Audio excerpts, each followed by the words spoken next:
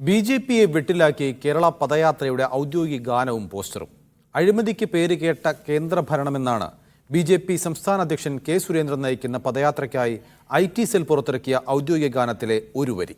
സംഭവം വിവാദമായതോടെ IT cell ഭാരവാഹികൾക്കെതിരെ നടപടിയെടുക്കണമെന്ന് പാർട്ടിയിൽ ആവശ്യമുയർന്നു.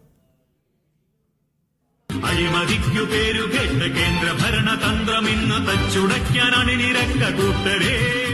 ഇതാണ് ആ പാട്ട്. വിവാദം കൊഴുത്തതോടെ ബി.ജെ.പി കേരളം പേജിൽ നിന്ന് ഇത് ഒഴിവാക്കി. ബി.ജെ.പിയുടെ ഒരു സാമൂഹിക മാധ്യമ പേജുകളിലും ഇതിനി ഉണ്ടാവരുതെന്ന കർശന നിർദ്ദേശവും നേതൃത്വം നൽകി. എന്നാൽ നീക്കം ചെയ്ത ശേഷവും സാമൂഹിക മാധ്യമങ്ങളിൽ ട്രോളുകൾ നിറയുകയാണ്. ശബ്ദമിശ്രണത്തിൽ വന്ന പിഴവെന്നാണ് ഐ.ടി സെൽ ഭാരവാഹികൾ നൽകുന്ന വിശദീകരണം. ഈ വിശദീകരണം തൃപ്തികരമല്ലെന്നാണ് നേതാക്കൾ പറയുന്നത്.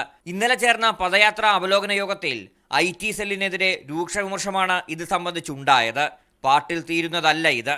പദയാത്ര കോഴിക്കോടെത്തിയപ്പോൾ പുറത്തിറക്കിയ ഒരു പോസ്റ്ററിലും വിവാദമുണ്ടായി.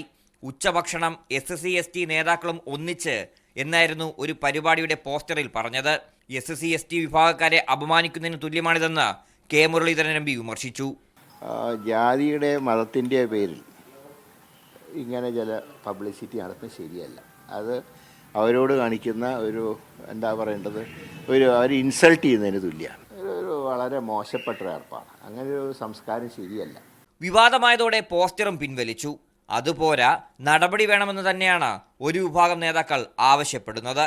മീഡിയ 1 തിരുവനന്തപുരം.